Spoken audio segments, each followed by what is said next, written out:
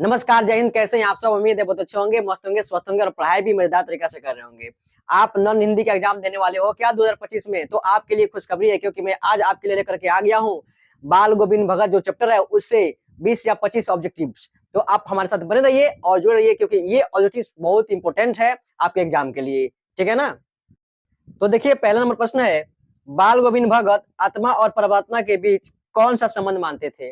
मतलब बाल गोविंद भगत जो थे ना, वो आत्मा और परमात्मा के बीच जो है कौन सा संबंध मानते थे?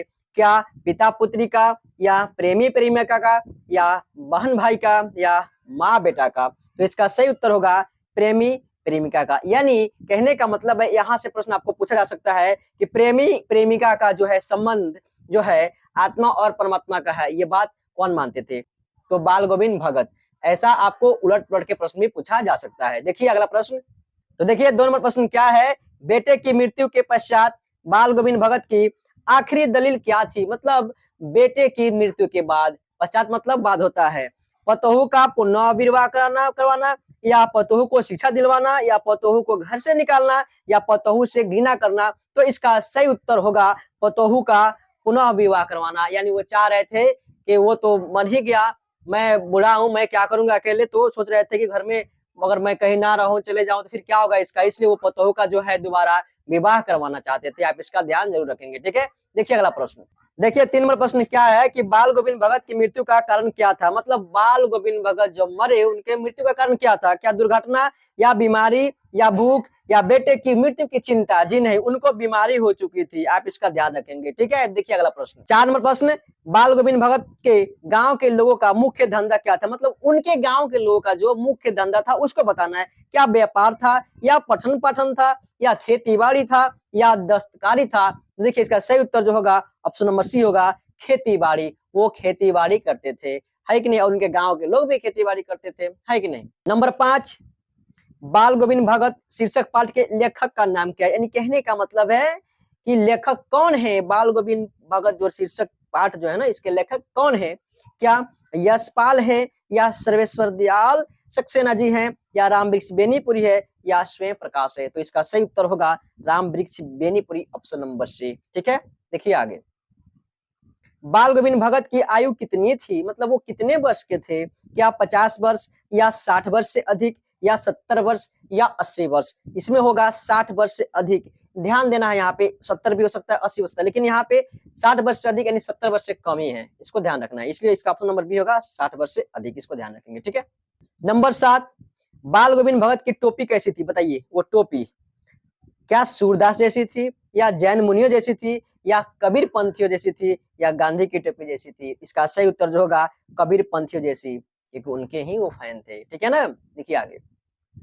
आपके लिए मैथ, साइंस वगैरह सबका ऑब्जेक्टिव अवेलेबल है, प्लेलिस्ट का बना हुआ है, आप जाकर के देख सकते हो वहां से भी। ठीक है ना? देखिए 8 नंबर, बाल गोविंद कबीर को क्या मानते थे? क्या साहब, गुरु, शिष्य, मित्र? साहब मानते थे। क्या मानते थे? साहब मानते थे। इसका आप ध्यान रखेंगे। ठीक है, देखिए 9 नंबर प्रश्न क्या कह रहा है कि बाल गोविंद भगत किनके आदर्शों पर चलते थे? क्या सूरदास के, तुलसीदास के, कबीरदास के, मीराबाई के? जी अभी मैंने कुछ पहले क्षण पहले बताया, आप इसका कमेंट फटाफट करो, इसका आंसर कौन सा होगा? क्या सूरदास, या तुलसीदास, या कबीरदास, या मीराबाई? इसका सही उत्तर जो होगा कबीरदास होगा, आप इसका ध्यान रखेंगे। ठीक है, देखिए आगे। नंबर 10, बाल गोविंद भगत अपनी फसल को पहले कहाँ ले आते थे? क्या मंदिर में, गुरुद्वारे में, मस्जिद में, या कबीर पंथी मठ में? इसका सही उत्तर होगा यही कबीर पंथी मठ में, आप इसको ध्यान रखेंगे। क्या होगा? कबीर पंथी मठ में। ठीक है, नंबर 11, लेखक बाल गोविंद भगत की किस विशेषता पर अत्यधिक मुग्ध था? क्या पहनावे पर, भोजन पर, मधुर गान पर, या व्यवहार पर? मधुर गान पर था, आप इसका ध्यान रखेंगे। किस गान पर था? तो मधुर गान पर। ठीक है, देखिए आगे। नंबर 12, लेखक ने रोपनी किसे कहा है? क्या रोपन को, धान की रोपाई को, या धान की कटाई को, या धान की खेती को? रोपनी उन्होंने धान की रोपाई को कहा है। आपके यहाँ भी, हमारे यहाँ भी तो होता है ना रोपनी, यानी धान की रोपाई। फिर देखिए आगे।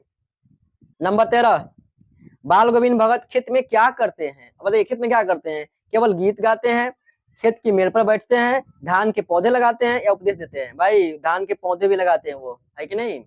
देखिए आगे। बाल गोविंद भगत के संगीत को लेखक ने क्या कहा है? क्या बीन, लहर, उपदेश, या जादू? तो लेखक ने जो है बाल गोविंद भगत के संगीत को जादू कहा है। क्या कहा है? जादू का है, मैजिक, ठीक है ना, इसको ध्यान रखेंगे। देखिए आगे नंबर 15, बाल गोविंद भगत के गीतों में कौन सा भाव व्यक्त होता था? क्या श्रृंगार का भाव, विरह का भाव, ईश्वर का भक्ति का भाव या वैराग्य का भाव? ये होगा ऑप्शन नंबर सी, ईश्वर भक्ति का भाव। ये श्रृंगार थोड़ा सा ये गलत लिखा हुआ है, आप इसे सुधार लेना, ये होगा इससे श्रृंगार, ठीक है ना। ये ऑप्शन नंबर सी होगा, ईश्वर भक्ति का भाव, ठीक है ना। देखिए आगे नंबर 16, बाल गोविंद भगत या बाल गोविंद के गीतों को सुनकर वहां उपस्थित सभी लोग क्या करते थे? क्या उठकर चले जाते थे? भाई इतना खराब नहीं गाते थे वो, झूम उठते थे या साथ में गाने लगते थे? इनमें से कोई नहीं। जब वो गाते थे ना तो वहां के आसपास के जो लोग थे वो झूम उठते थे। क्या करते थे? तो झूम उठते थे। आप इसका ध्यान रखेंगे। देखिए नंबर 17, भगत जी की बहू उन्हें छोड़कर क्यों नहीं जाना चाहती थी? क्या सामाजिक मर्यादा के कारण या संपत्ति के लोभ में या पति से प्यार होने के कारण या ससुर की चिंता के कारण? देखिए ससुर की चिंता के कारण, ऑप्शन नंबर डी इसका सही होगा। क्या होगा? तो ससुर की चिंता के कारण, क्योंकि हम वो भी नहीं रहे और हम भी चले जाएंगे तो इनका सेवा कौन करेगा? कैसे अकेले जीवन व्यतीत करेंगे? मुश्किल हो जाएगा। इसलिए जो है उनको वो छोड़ना नहीं चाहती थी, ठीक है ना, छोड़ के जाना नहीं चाहती थी। लेकिन वो कहते थे कि बेटा तुम दूसरा शादी कर लो, मैं तुम्हारे घर वालों को बुला देता हूँ और तुम वहां चले जाओ, ठीक है ना। देखिए आगे नंबर 18, बाल गोविंद का व्यवसाय क्या था? क्या खेती, दुकानदारी, पुस्तक विक्रेता? इनमें से कोई नहीं। उनका व्यवसाय क्या था? तो खेती करना था। ऑप्शन नंबर ए सही होगा, आप इसका ध्यान रखेंगे। 19 नंबर, भगत जी भजन गाते समय क्या बजाया करते थे? ढोल, ढपली, गिटार, खंजरी? वो खंजरी बजाया करते थे। आप इसका ध्यान रखेंगे। ऑप्शन नंबर डी सही होगा, खंजरी, ठीक है। 20 नंबर, भादों की रात कैसी होती है? चांदनी, अंधेरी, सुस्त या उजली? तो भादों की रात जो है अंधेरी होती है। क्या होती है?